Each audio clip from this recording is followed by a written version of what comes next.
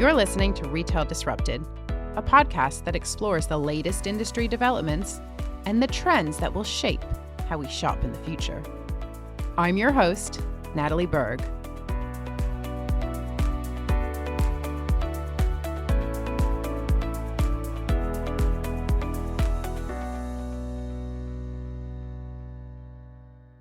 How often do you notice background music when you're out shopping? Sure, if you walk into a Starbucks, you know it's going to be a very different experience to being in an Abercrombie or a Hollister. But most of the time, as consumers, we probably don't realize the impact that music is having on us. When done correctly, it has the power to keep us browsing for longer and ultimately spending more. We're going to be exploring this on the podcast today with Ola Sars.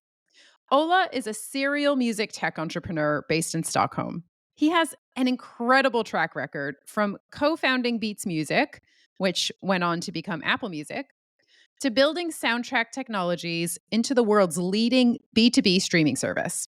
Soundtrack was originally a joint effort with Spotify, and today the company serves over 80,000 businesses across 74 countries, with a music catalog of more than 100 million tracks cleared for commercial use. Ola, it's so great to have you on the show. You are a key figure at the intersection of music, tech, and business. And your ventures have really reshaped how brands engage with music. So I'm looking forward to diving into all this. But before we do that, tell us more about your background and what drew you into the world of music. Thanks for having me, Natalie.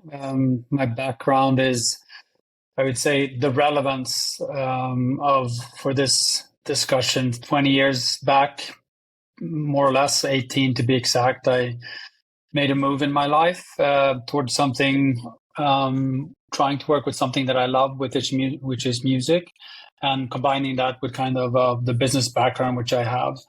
And so I started looking into what was going on in the music industry at that time. And then obviously, as we all know, was the streaming revolution that started back then. And where the whole music market was digitizing, more or less, production, distribution, consumption, all at the same time.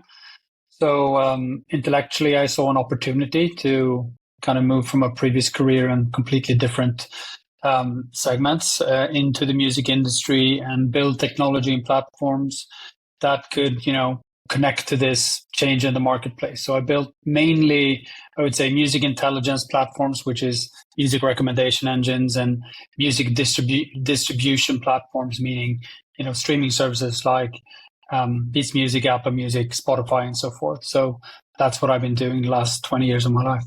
Yeah, such an exciting space to play in. Now, let's talk about Soundtrack.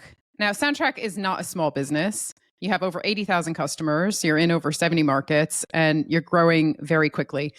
But for any listeners who may be unfamiliar with the business, can you give us the elevator pitch? How does it work? What are the benefits for brands?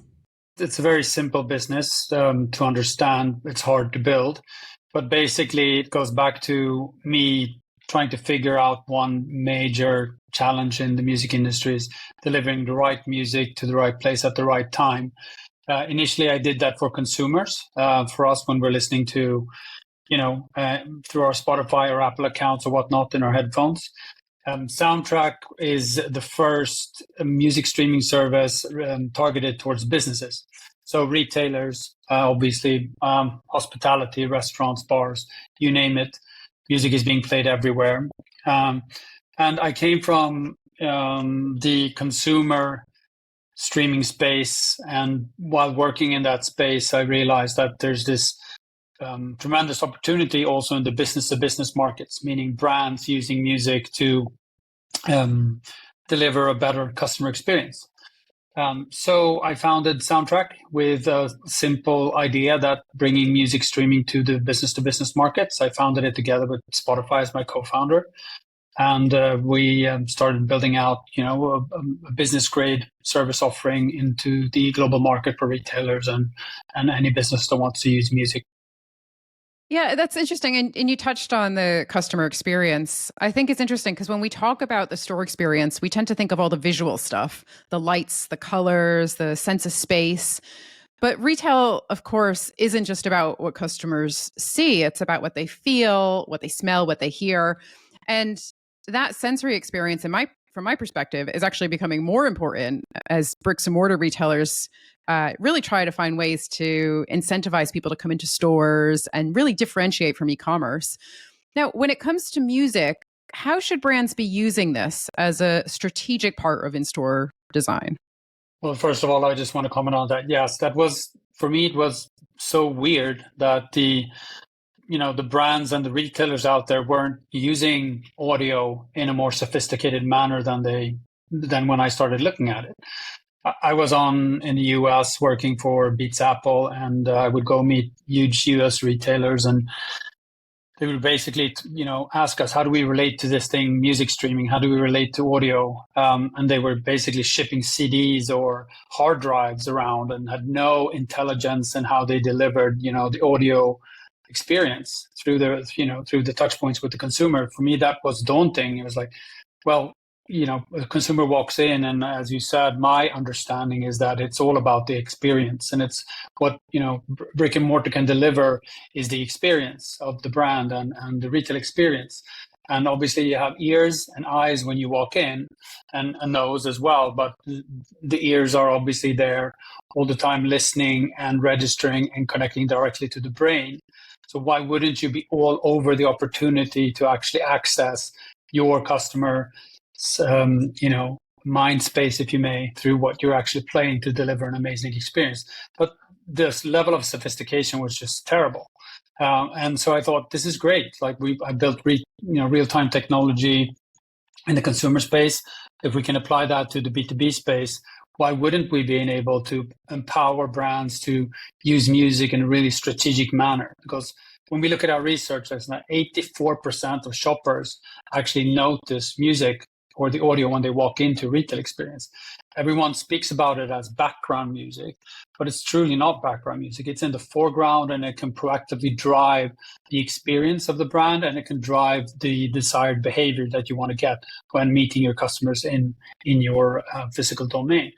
So it was very easy intellectually to kind of create the idea about soundtrack as a business. Then obviously I had to go through all the hoops of building a technology company. That's a different story. Yeah, yeah. Hard to believe that retailers were, using CDs and going about it in a very manual way. And presumably, I mean, maybe we're jumping ahead because I know we'll come on to kind of the legal and regulatory issues, but presumably, especially for smaller retailers, I would imagine a lot of retailers would just, connect to their own personal Spotify list. Is that something that's still an issue today?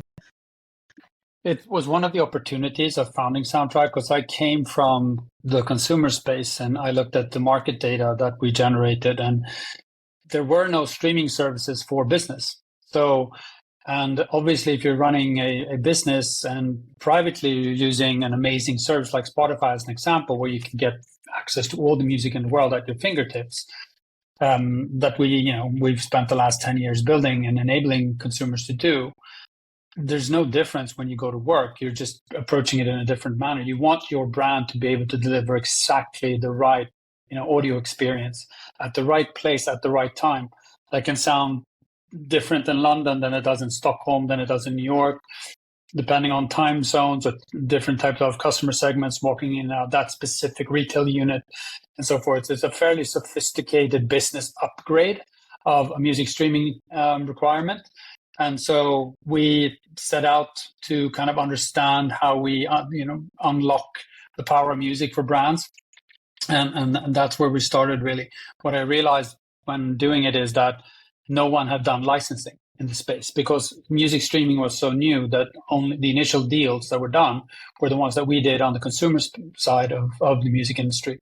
So I had to go out and do, currently it's 13,200 deals with labels and publishers worldwide, in order to deliver around 150 million tracks on our platform into 75 markets. Not trivial to get to, but the brands have the same level of requirement. So very long way of saying they were using consumer services because there wasn't a viable legal business-to-business option. Now there is with Soundtrack, and now the market needs to move to a licensed service. Yeah, yeah.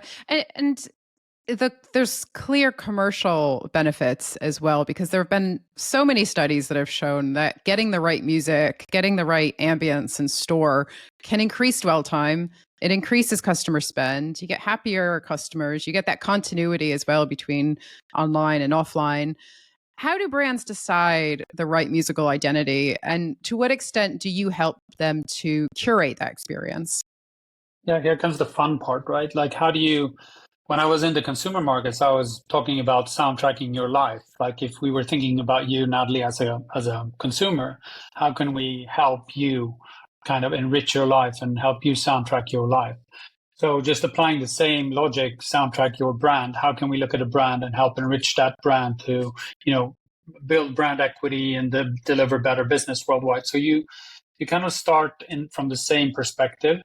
We know from our own research and from reading all the academic research in this area that audio music can truly drive value for businesses. I mean, 40% of consumers can stay longer if they hear the right music, and time spent in retail usually translates to monetization value and so forth. So it's kind of interesting that brands aren't paying more attention to this. I mean, I'm still a little bit confused. I mean, how many levers do you have to use when you're actually trying to drive an experience? You have the retail experience, physical experience, you have the products presented, you have staff, then you have audio and some other stuff. Like, why aren't they all over this? But I think that's in the future. But let's start with the equation of getting, you know, into soundtracking your brand. And it's nothing more complicated that any brand, small or big, usually always have what is referred to sometimes as a brand platform or a brand positioning or a brand strategy, basically a strategic documentation of how they want to be perceived and how they want to connect with their target consumers. So they already have what they need. They just need to translate it or get the help of translate that into music as a media or audio as a media. So what Soundtrack does, it helps bridge and translate that brand positioning or whatever you want to call it, brand strategy, into a music platform for them. So as an example, you can take brand values, which is usually used when you do this kind of branding work, and you can input it into our Soundtrack platform, and that those brand values will be translated into music that are in line with those brand values. You can write the brand positioning statement in as a prompt into our AI. So, you know, we are a progressive brand targeted towards 20 to 28 years olds in Brixton, London, with very niche sneakers, and then we would present a sample of a soundtrack for that brand. That was a pretty stupid example, but you can see where I'm going. Yeah, There's this absolutely. very natural place to start. It's merely facilitating the translation into music of that brand. Yeah, yeah. I could see the power of AI. You could see the power of AI here for sure. Um, as we know, retail isn't just about stores anymore, and it's not even just about e-commerce. Retail really is everywhere. It's Instagram, TikTok, marketplaces, pop-up shops, Deliveroo, Uber Eats, even Netflix. It really is everywhere. So, Ola, from a music perspective, how can brands ensure consistency across these many and increasingly proliferating touch points? Once again, music is no different than other components of, you know, a brand architecture, right? So design or tone of voice, if you may, all of those components that you constantly work with and try to deliver through a consistent way into different channels depending on context, right? It's the same thing with music, but it's once again surprising how few do it in a good manner. So if you start with the brand communication that you're desiring to kind of put into the market, if it's a product to, release or whatever it is, obviously there's a concept around that. There's creative assets focused on that. Then there should be audio assets as well focused around that. And so then moving the communication into those channels, you adopt them to specific market prerequisites, let's just say culture or type of target segment, and so forth. Same thing goes for music. So an ad for a new juice release with Joan the Juice, which is a customer of ours, will probably sound a little bit different in Denmark, Copenhagen, than it does in Chicago, because the target segment that they're targeting with specific juice probably has a little bit different listening preferences in Copenhagen versus in Chicago. So it's adopted to cultural context in order to deliver the connection to the consumer. But it's the same type of consumer we're looking to that we have translated into the music for that specific launch of that specific juice in order to connect and get the message through. So it's just another dimension of execution of branding that is just very underutilized in general. Yeah. You mentioned earlier that you work with not just retailers, but hospitality, even gyms, offices, dentists, even churches, I noticed on your website, which I thought was really interesting.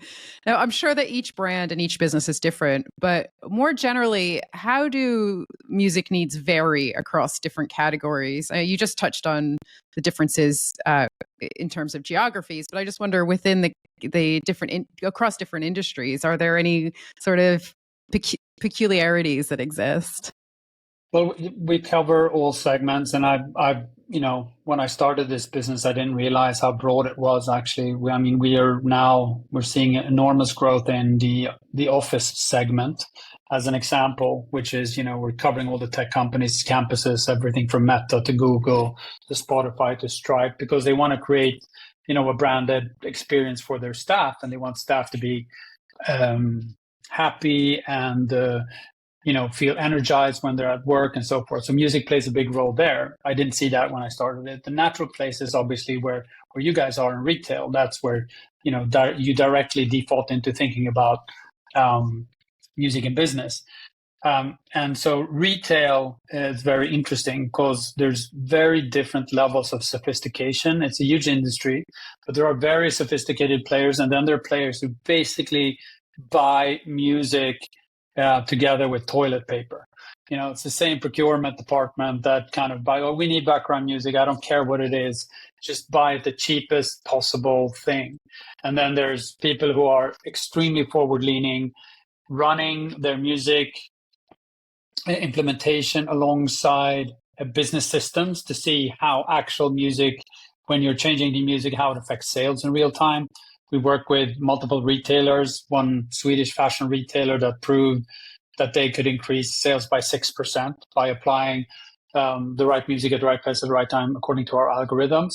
Wow. And that's literally just flicking a switch and you're driving sales. So that's pretty interesting. The incremental cost is like close to zero. It's not zero, but once again, what do you have to play with in the physical domain? It's not that much. You can't change what's on the shelf in real time, but you can change the music experience. So I'm still either I'm doing a terrible job, evangelizing around the fact that there's this amazing opportunity to kind of lean in and use audio to really augment the opportunity of that customer experience, brick and mortar customer experience. Or it's just that the buyers are very, the fragmentation is clear in terms of the level of sophistication on the buyer side, yes. Yeah, really interesting. I had a thought and it's totally just escaped from my head. Hang on a sec. That's what the edits are for. I know what I was going to say. Can you give us any examples of brands that have done this really well, that are embracing music and driving sales or seeing, seeing growth?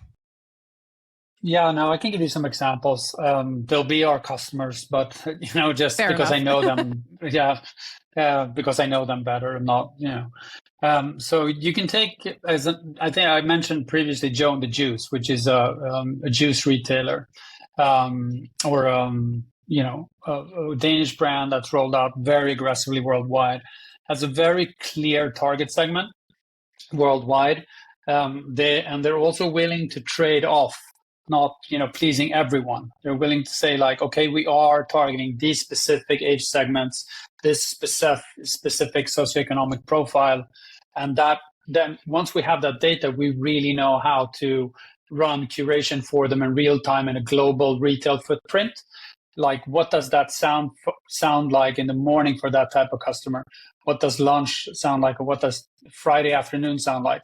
And we can help them truly be very progressive on top towards that specific segment, which, as you've all figured out, is 20 to 35-year-olds, early professionals that are interested in pop culture.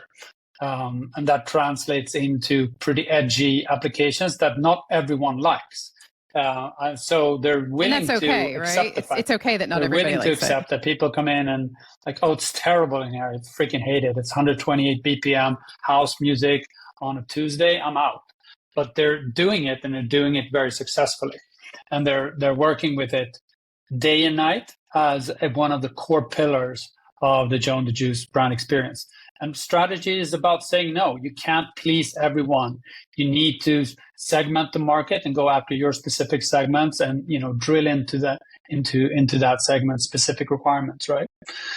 It's so So that's important. one example. Yeah. Yeah, I was just gonna say it's so important in retail today. I mean, that's always kind of one of the first things I say when I give a talk about retail is that you have to have a really clear idea of your identity, your purpose. You can't be everything to everyone. So I think from a strategic perspective, that's essential for retailers. And then it's interesting how when you start to drill down into operationally, what kind of music are you playing? What kind of store design are you going after? All of that has to reflect who you are as a brand and who you're targeting. So super, super interesting. I mean, it's just back to the basics. If you're a brand, um, you should have done all this work, right? Who's the customer? What are my trade-offs? What's the positioning of our brand? How do we differentiate from our competition? How do we super serve into that specific target segment? And then comes the translation. What does that sound like? How do we apply audio when we're launching new stuff, or when we're whatever we do in kind of our marketing mix? Music plays an integral role. I cannot believe that a modern digital marketer does not have that in her mindset. For me, it's absolutely like, and that's also an opportunity for me to try to kind of turn this market into becoming a digital progressive market that understands all senses. Yeah, and earlier you were talking about AI, and I think a couple of times now you mentioned how music might be different in the morning versus in the evening. And I guess it goes back to this idea of retail mood engineering, which of course isn't just about audio, but it's about the whole shopping environment and creating a space that really influences customers' emotions and behaviors. So I'm just curious to get your views on how you see this progressing in the future, maybe the role of AI, the kind of need for retailers to respond in real time. If it's raining outside, do you need to change the music that you're playing in stores? If it's really busy in your stores, do you need to change the music? So I'd love to get your thoughts on this. Yeah, I mean, I'm by no means not an expert in retail technology overall, but you don't have to be a rocket scientist to understand that, like, physical retail is going digital. Like, an intersection between digital and physical has been here, since I remember. It's just now it's becoming more and more enabled. Because everyone has a smartphone. The systems that are being deployed into retail are becoming digital. So it's right in front of you, right? You can just use that asset to kind of work with this real-time experiential concept, which is what everyone's trying to do. But it's just, I think some of them are overthinking it. They're trying to do it in every aspect of it. But there are certain medias, music being one, where you can truly be contextually relevant. Like, so you're still on brand, but you have contextually adjusted to that specific experience that you want to deliver 9 o'clock in the morning at Fifth Avenue in New York, when people are coming up from the subway to get a quick coffee.